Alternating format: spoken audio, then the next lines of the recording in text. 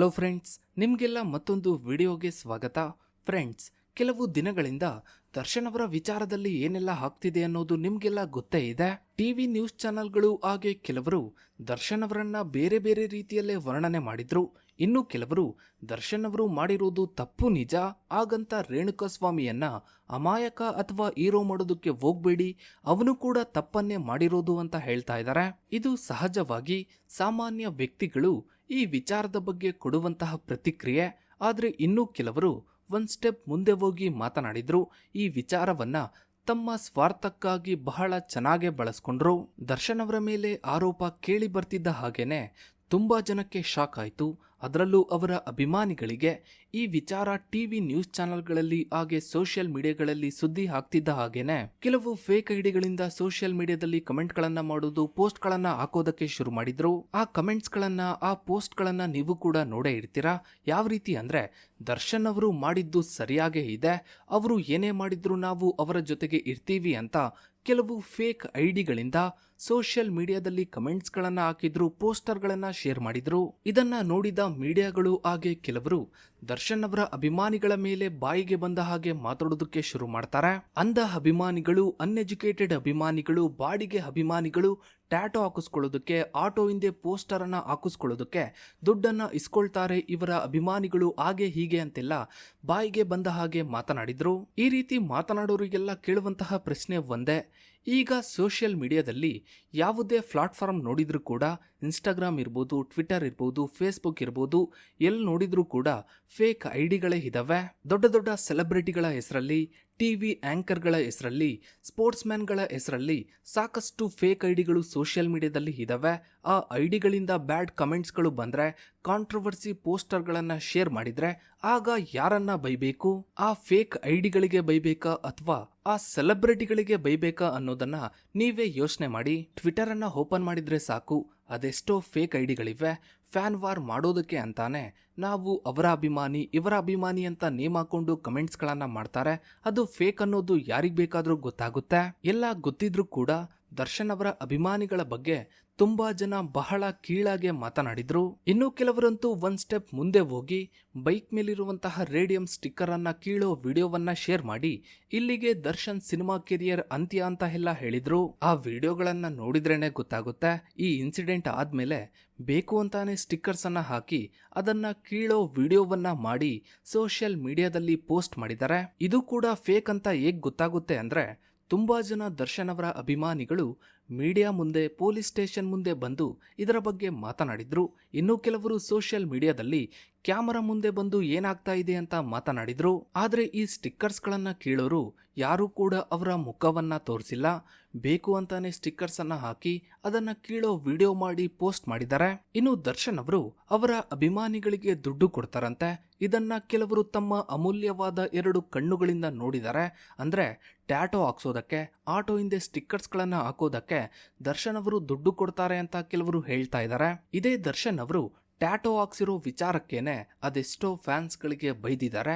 ಈ ರೀತಿ ಯಾಕೆ ಮಾಡ್ತಾ ಇದ್ದೀರಾ ಅಂತ ಆ ವಿಡಿಯೋಗಳನ್ನ, ಕಾಲ್ ರೆಕಾರ್ಡ್ಗಳನ್ನ ನೀವು ಸೋಷಿಯಲ್ ಮೀಡಿಯಾದಲ್ಲಿ ನೋಡಬಹುದು. ಹಾಗಂತ ಟ್ಯಾಟೋಗಳನ್ನ ಹಾಕಿಸ್ಕೊಳ್ಳಿ ಅಂತ ನಾವು ಕೂಡ ಹೇಳೋದಿಲ್ಲ. ಅಭಿಮಾನ ಅನ್ನೋದು ಮನ್ಸಲ್ಲಿದ್ರೆ ಸಾಕು, ಹಚ್ಚೆ ಹಾಕ್ಸೋದು, ಟ್ಯಾಟೋಗಳನ್ನ ಹಾಕ್ಸೋದಕ್ಕೆ ನಾವು ಕೂಡ ಒಪ್ಪೋದಿಲ್ಲ.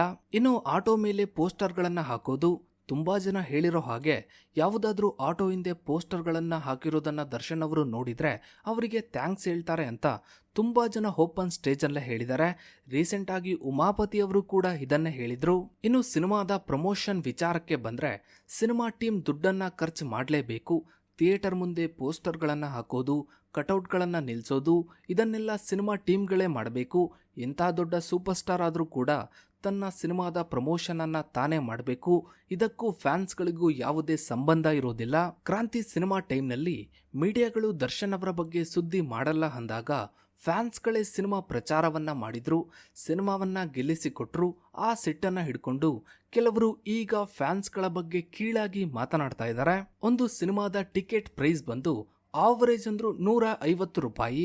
ಒಬ್ಬ ವ್ಯಕ್ತಿಯಿಂದ ₹150 ತಗೊಳ್ಳೋದಕ್ಕೆ ಸಿನಿಮಾ ಟೀಮ್ಗಳು ಎಷ್ಟು ಕಷ್ಟಪಡ್ತಾರೆ ಅನ್ನೋದು ನಿಮಗೆಲ್ಲ ಗೊತ್ತೇ ಇದೆ.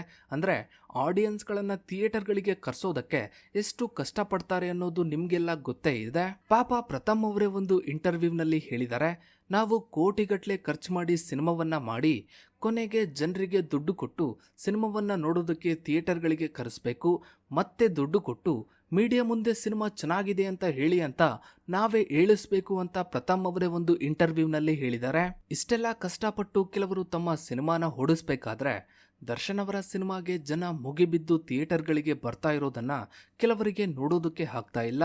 ಇನ್ನು ದರ್ಶನ್ ಅವರ ಅಭಿಮಾನಿಗಳು ಬೇರೆ ಸ್ಟಾರ್ಗಳನ್ನ ಟ್ರೋಲ್ ಮಾಡ್ತಾರೆ, ಹಾಗೆ ಹೀಗೆ ಅಂತಾನು ಕೆಲವರು ಮಾತನಾಡ್ತಾರೆ. ಇದು ಯಾವ ರೀತಿ ಹೇಳ್ತಾರೋ ನಮ್ಗಂತೂ ಅರ್ಥನೇ ಆಗೋದಿಲ್ಲ.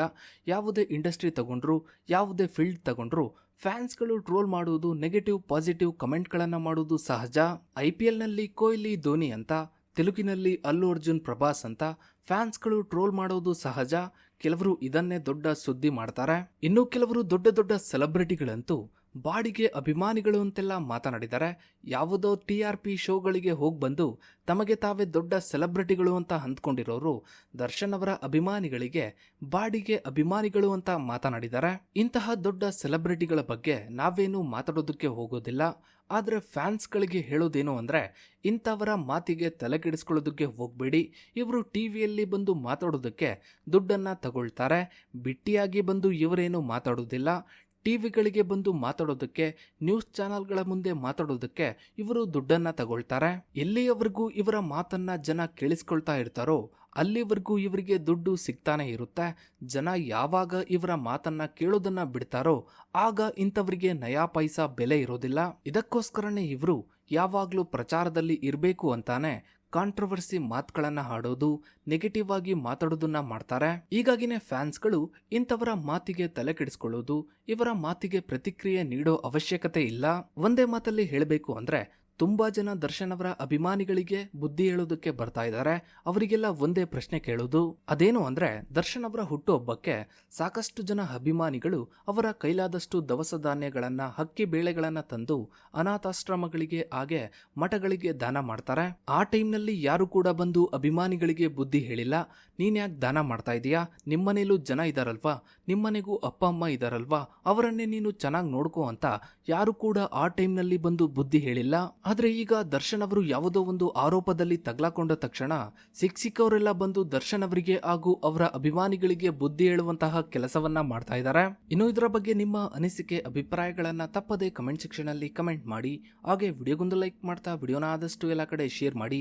ನೀವಿನ್ನು ನಮ್ಮ ಚಾನಲ್ಗೆ ಸಬ್ಸ್ಕ್ರೈಬ್ ಆಗಿಲ್ಲ ಅಂದ್ರೆ ಕೆಳಗಡೆ ಕಾಣೋ ಸಬ್ಸ್ಕ್ರೈಬ್ ಬಟನ್ ಕ್ಲಿಕ್ ಮಾಡಿ. ಹಾಗೆ ಪಕ್ಕದಲ್ಲಿ ಕಾಣೋ ಬೆಲ್ ಐಕನ್ ಕೂಡ ಕ್ಲಿಕ್ ಮಾಡಿ. Thanks for watching.